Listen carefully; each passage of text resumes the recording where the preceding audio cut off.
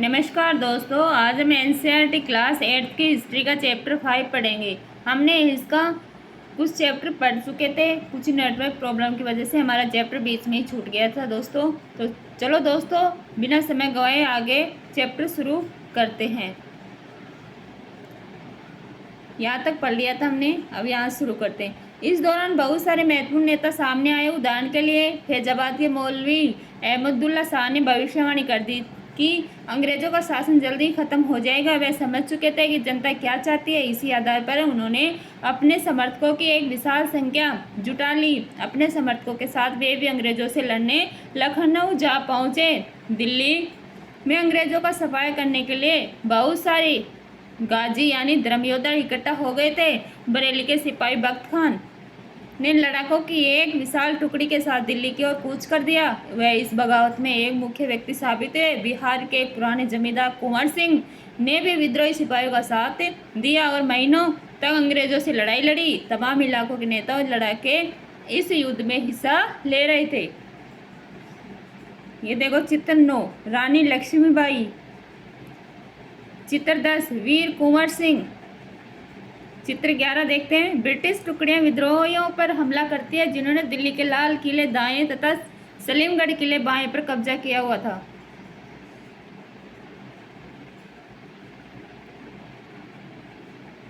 चित्र 12 विद्रोही सिपाही मेरठ से दिल्ली की तरफ कूच करते हैं। कंपनी का पलटवार। इस उथल पुथल के बावजूद अंग्रेजों ने हिम्मत नहीं छोड़ी। कंपनी ने अपनी पूरी ताकत लगाकर विद्रोह को कुचलने का फैसला लिया। उन्होंने इंग्लैंड से और फौजी मंगवाए, विद्रोह को जल्दी सजा देने के लिए नए कानून बनाए और विद्रोह के मुख्य केंद्रों पर दावा बोल दिया। सितंबर 1857 में दिल्ली दोबारा अंग्रेजों के कब्जे में आ गई। अंतिम मुगल बादशाह बहादुर शाह जफर पर मुकदमा चलाया गया और उन्हें आजीवन कारावास की सजा दी गई। उनके बेटों को उनकी आंखों के सामने गोली मार दी गई। बहादुर शाह और उनकी पत्नी बेगम जीनत महल को अक्टूबर 1858 में रंगून जेल भेज दिया गया। इसी जेल में नवंबर 1862 में बहादुर शाह जफर ने अंतिम सांस ली। दिल्ली पर अंग्रेजों का कब्जा हो जाने का यह मतलब नहीं था कि विद्रोह खत्म हो चुका था। इसके बाद भी लोग अंग्रेजों से टक्कर लेते रहे। व्यापक बगावत की विशाल ताकत को कुचलने के लिए अंग्रेजों को अगले 2 साल तक लड़ाई लड़नी पड़ी। मार्च 1858 में लखनऊ अंग्रेजों के कब्जे में चला गया। जून 1858 में रानी लक्ष्मीबाई की शिकस्त हुई और उन्हें मार दिया गया। दुर्भाग्यवश ऐसा ही रानी अवंतीबाई लोधी के साथ हुआ। खेड़े की शुरुआत विजय के बाद उन्होंने अपने आप को अंग्रेजी फौज से गिरा पाया और वे शहीद हो गई। तात्या टोपे मध्य भारत के जंगलों में रहते हुए आदिवासियों और किसानों की सहायता से छापामार युद्ध चलाते रहे। जिस तरह पहले अंग्रेजों के खिलाफ मिली सफलताओं से विद्रोहियों को उत्साह मिला था, उसी तरह विद्रोही ताकतों की हार से लोगों की हिम्मत टूटने लगी। बहुत सारे लोगों ने विद्रोहियों का साथ छोड़ दिया। अंग्रेजों ने भी लोगों का विश्वास जीतने के लिए हर संभव प्रयास किया। उन्होंने वफादार भूस्वामियों के लिए इनाम का ऐलान कर दिया। उन्होंने आश्वासन दिया गया कि उनकी जमीन पर उनके परंपरागत अधिकार बने रहेंगे।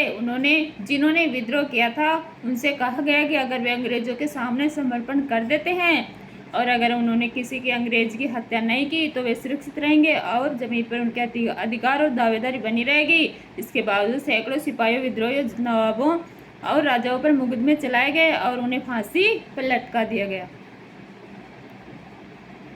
चित्र 14 अंग्रेज टुकड़ियां दिल्ली में घुसने के लिए कश्मीरी गेट को बारूद से उड़ा देती हैं।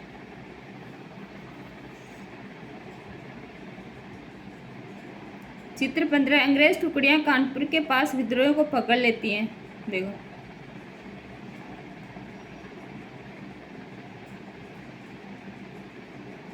नेक्स्ट पढ़ते हैं विद्रोह के बाद के साल।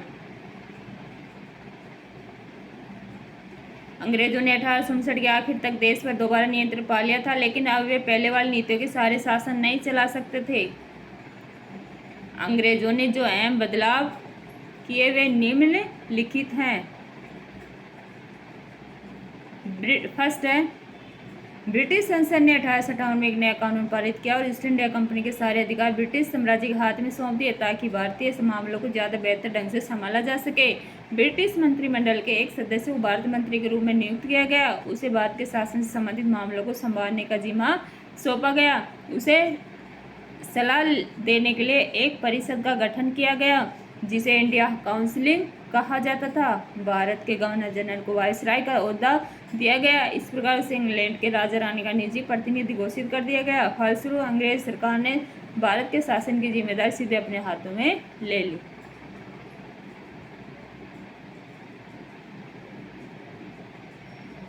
सेकंड पढ़ते हैं। देश के सभी शासकों को भरोसा दिया गया कि भविष्य में कभी भी उनके भूक्षेत्र पर कब्जा नहीं किया जाएगा। उन्हें अपनी रियासत अपने वंशजों यहाँ तक कि दत्तक पुत्रों को सौंपने की छूट दे दी गई, लेकिन उन्हें इस बात के लिए प्रेरित किया गया कि वे ब्रिटेन की रानी को अपना आधिपत्य स्वीकार करें। इस तरह भारतीय शासकों को ब्रिटिश साम्राज्य के अधीन शासन चलाने की छूट दी गई। थर्ड है, सेना में भारतीय सिपाहियों का अनुपात कम करने और यूरोपीय सिपाहियों की संख्या बढ़ाने का फैसला लिया गया। यह भी तय किया गया कि अवध, बिहार, मध्य भारत और दक्षिण भारत से सिपाहियों को भर्ती करने के बजाय अब गोरखा, सिखों और पठानों में से ज़्यादा सिपाही भर्ती किए जाएंगे। फोर्थ है, मुसलमानों की जमीन और संपत्ति बड़े पैमाने पर जब्त की गई। उन्हें संदेह व शत्रुता के भाव से देखा जाने लगा। अंग्रेजों को लगता था कि यह विद्रोह उन्होंने ही खड़ा किया था। फिफ्थ, अंग्रेजों ने फैसला किया कि वे भारत के लोगों के धर्म और सामाजिक रीति रिवाजों का सम्मान करेंगे।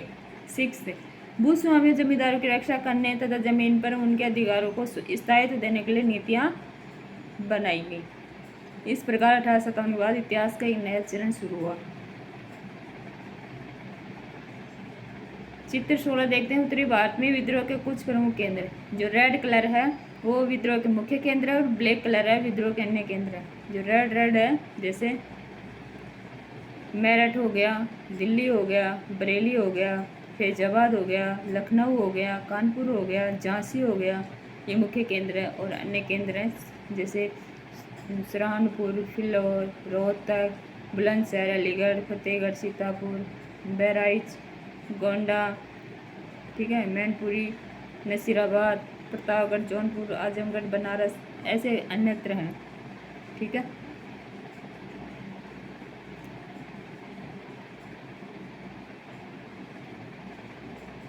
खुर्दा संग्राम एक केस स्टडी पढ़ते हैं। 1857 की घटना से बहुत पहले उसी प्रकार की एक घटना सन 1817 में खुर्दा नामक स्थान पर घटित हुई थी। हमारे लिए इस घटना का अध्ययन करना और इस बात पर विचार करना भी शिक्षाप्रद होगा कि कैसे अंग्रेजों की औपनिवेशिक नीतियों के खिलाफ 19वीं सदी की शुरुआत से ही देश के विभिन्न हिस्सों में असंतोष निर्मित होने लगा था।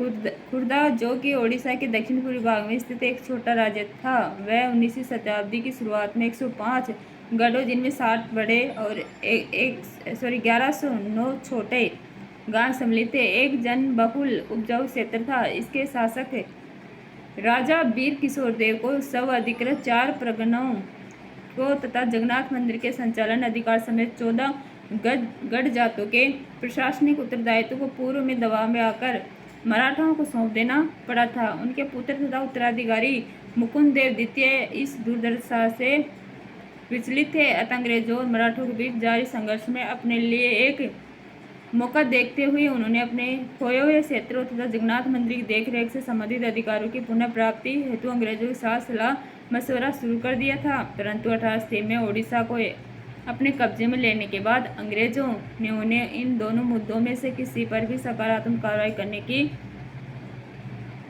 दिशा में कोई रुचि नहीं दिखाई। परिणामतः ओडिशा के दूसरे सामंत राजाओं के साथ मिलकर तथा मराठाओं के गुप्त समर्थन से उन्होंने जबरन अपने अधिकारों को लागू करने का प्रयास किया। इसकी वजह से उन्हें अपने पद से विस्थापित होना पड़ा था। अंग्रेजों ने उनके राज्य को अपने में मिला लिया, सांत्वना के रूप में एक नियमित अनुदान के साथ, जो कि उनकी पूर्व भूसंपत्ति के राजस्व का मात्र 10 था। अंग्रेजों ने उन्हें जगन्नाथ मंदिर की देखरेख का दायित्व दिया तथा उनका निवासपुरी में निश्चित कर दिया। इस अनैतिक व्यवस्था से ओडिशा में दमनकारी विदेशी शासन के एक ऐसे युग का प्रारंभ हुआ जिनसे 1817 में एक गंभीर सशस्त्र संग्राम का मार्ग प्रशस्त किया। खुर्दा को अपने अधीन करने के तुरंत बाद अंग्रेजों ने राजस्व निर्भर जमीन पर कर लगाने की नीति अपनाई। इसमें राज्य के पूर्व सैनिक वर्ग, जिन्हें पाइक के नाम से भी जाना जाता था, उनका जीवन बुरी तरह से प्रभावित हुआ। इस नीति की भयावहता राजस्व की मांग में अनुचित वृद्धि और इस संग्रह के दमनकारी तरीकों से और बढ़ गई थी। इस कार्रवाई के फलस्वरूप 1805 और 1817 के बीच में खुर्दा से बड़े पैमाने पर लोग जमीन छोड़कर चले गए। फिर भी अंग्रेजों ने अस्थायी बंदोबस्त के तहत राजस्व भुगतान की नीति को चालू रखा, जिसमें जमीन की उपजाऊ क्षमता तथा रेतों की भुगतान की क्षमता की अनदेखी करते हुए हर वर्ष राजस्व की मांग में वृद्धि की गई। यहाँ तक कि प्राकृतिक आपदाओं के समय भी कोई उदारता नहीं दिखाई गई, जबकि ओडिशा में ऐसी आपदाएं अक्सर आती रहती थी। बाकायदाकारों की जमीन को षड्यंत्र कर राजस्व अधिकारी या फिर बंगाल के सट्टेबाजों को बेच दिया गया। खुर्दा के विस्थापित राजा का वंशानुगत सेनानायक जगबंधु विद्याधर महापात्र ब्रह्मर वर राय, जिन्हें लोग बक्सी जगबंधु के नाम से जानते थे, वह ऐसे बेदखल हुए जमींदारों में से थे।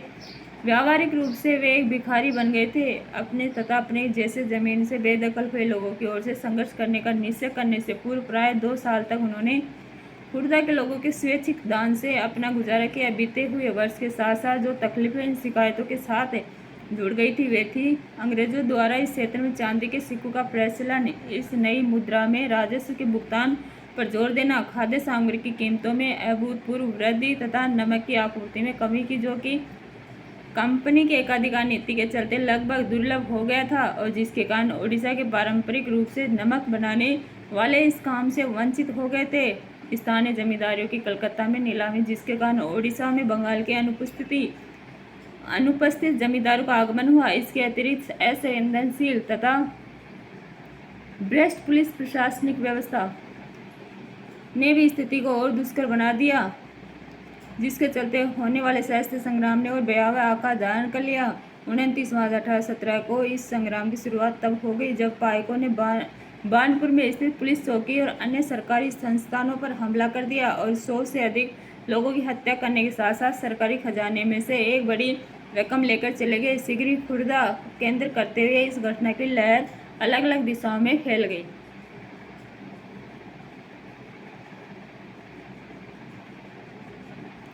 दोस्तों, पढ़ लेते हैं इसको पूरा।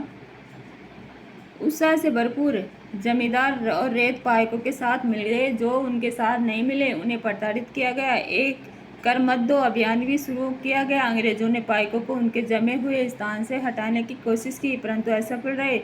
14 अप्रैल 1817 को बख्शी जगबंधु ने 5 से 10 हजार पाइकों और कंद जनजाति के योद्धाओं की अगुवाई कर पुरी को कब्जे में ले लिया और मुकुंद देव द्वितीय को उनकी झिझक के बावजूद राजा घोषित कर दिया। जगन्नाथ मंदिर के पुजारियों ने भी पाइकों को अपना भरपूर समर्थन प्रदान किया। स्थिति को हाथ से निकलते देख अंग्रेजों ने मार्शल लॉ लागू कर दिया। जल्द ही घोषित राजा पकड़े गए और उन्हें उनके पुत्र सहित कटक में कारावास दे दिया गया। बख्शी ने अपने करीबी सहयोगी कृष्णचंद्र ब्रह्मवर राय के साथ मिलकर कटक और खुर्दा के बीच यातायात के सारे माध्यम को काटने का प्रयास किया। इसके साथ साथ संघर्ष ओडिशा के दक्षिण और उत्तर पश्चिम हिस्सों में फैल गया। परिणाम स्वरूप अंग्रेजों ने मेजर जनरल मार्टिन डल को पाइकों के चंगुल से पूरे क्षेत्र को मुक्त कराने के लिए भेजा तथा बख्शी जगबंधु और उनके साथियों को पकड़वाने के लिए पुरस्कार की भी घोषणा की। इस प्रकार जो सामरिक कार्रवाई चली उसमें सैकड़ों पाइक मारे गए, कई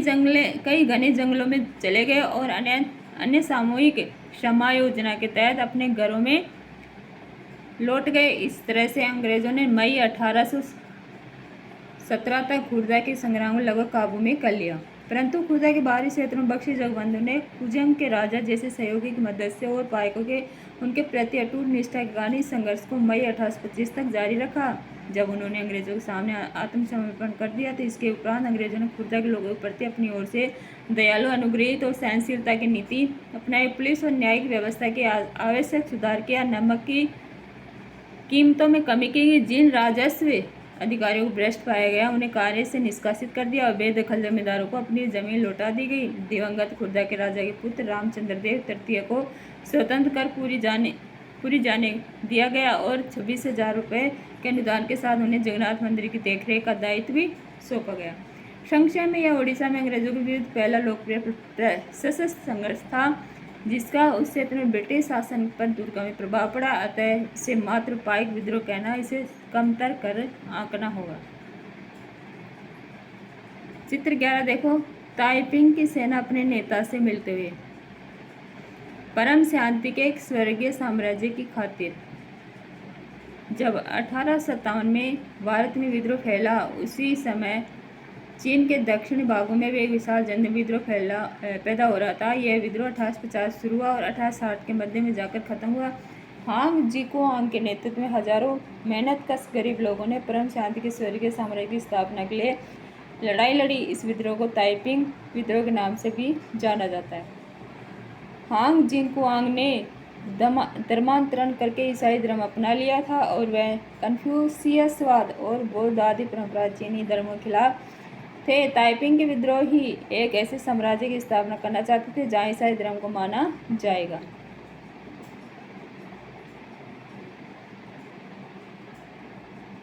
जहाँ किसी के पास निजी संपत्ति नहीं होगी, जहाँ सामाजिक वर्गों स्त्री पुरुष के बीच कोई भेद नहीं होगा, जहाँ अफीम, तंबाकू, शराब के सेवन तथा जुए, वेश्यावृत्ति और गुलामी पर पाबंदी होगी।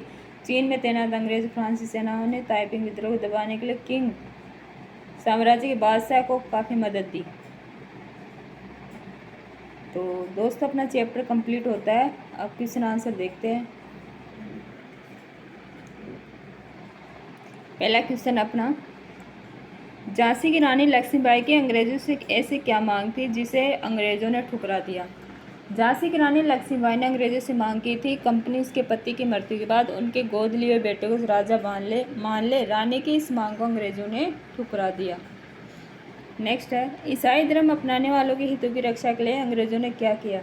ईसाई धर्म अपनाने वालों के हितों की रक्षा के लिए अंग्रेजों ने 1850 में एक नया कानून बनाया। इस कानून में प्रावधान किया गया था कि अगर कोई भारतीय व्यक्ति ईसाई धर्म अपनाता है तो भी पुरखों की संपत्ति पर उसका अधिकार पहले जैसा ही रहेगा। थर्ड क्वेश्चन देखते हैं, सिपाहियों को नए कारतूसों पर क्यों एतराज़ था? क्योंकि सिपाहियों को एनफील्ड नाम की नई राइफलें दी गई। इन राइफलों के कारतूसों को प्रयोग करने से पहले उनके ऊपर लगी सील को मुंह से छीनना पड़ता था। उस सील पर गाय और सूअर की चर्बी का लेप लगा होता था। अतः हिंदू और मुसलमान दोनों समुदाय के सिपाहियों ने सोचा कि कंपनी उनका धर्म भ्रष्ट कर रही है, इसलिए इन कारतूसों पर इनका एतराज़ था। फोर्थ क्वेश्चन है, अंतिम मुगल बादशाह ने अपने आखिरी साल किस तरह बिताए?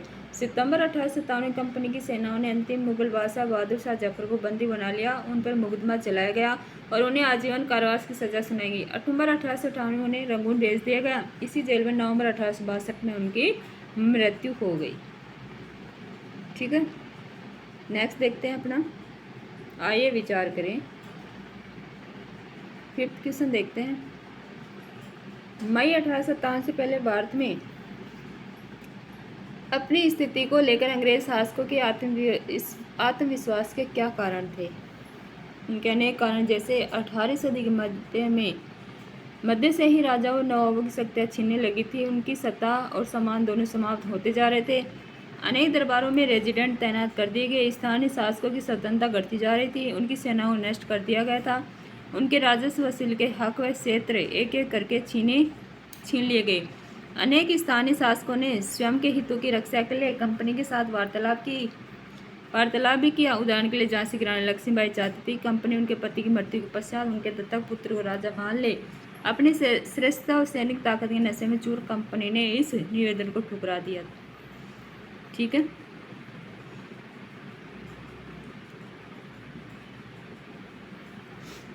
नेक्स्ट क्वेश्चन देखते हैं अपन।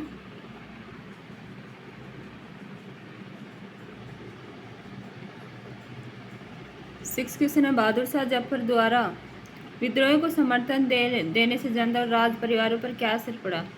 जनता पर असर तो वो हुआ जैसे भारतीय जनता अंग्रेजों की नीतियों से बहुत अधिक परेशान थी। जब दिल्ली में सैनिक टुकड़ियों ने लाल किले में घुसकर बहादुर शाह जफर को भारत का सम्राट घोषित कर दिया तो जनता का हौसला बहुत अधिक बढ़ गया। ब्रिटिश शासन के खिलाफ बगावत कर दी। अंग्रेजों को इन घटनाओं की उम्मीद नहीं थी। उन्हें लगता था कि कारतूसों के मुद्दों पर उत्पन्न हुई उथल पुथल कुछ समय में शांत हो जाएगी, परंतु अब बहादुर शाह जफर ने बगावत को अपना समर्थन दे दिया तो स्थिति रातों रात बदल गई और राज परिवारों पर असर यह हुआ। अंग्रेजों से पहले देश के बहुत बड़े भाग पर मुगल साम्राज्य का ही शासन था। अधिकतर छोटे शासक रजवाड़े मुगल बादशाह के नाम पर ही अपने क्षेत्रों का शासन चलाते। ब्रिटिश शासन के विस्तार से भयभीत ऐसे बहुत सारे शासकों को लगता था कि यदि मुगल बादशाह दोबारा शासन स्थापित कर ले तो वे मुगल आधिपत्य में दोबारा अपने क्षेत्रों का शासक बेफिक्र होकर चलाने लगेंगे। इसलिए राज परिवार ने विद्रोह को समर्थन दे दिया।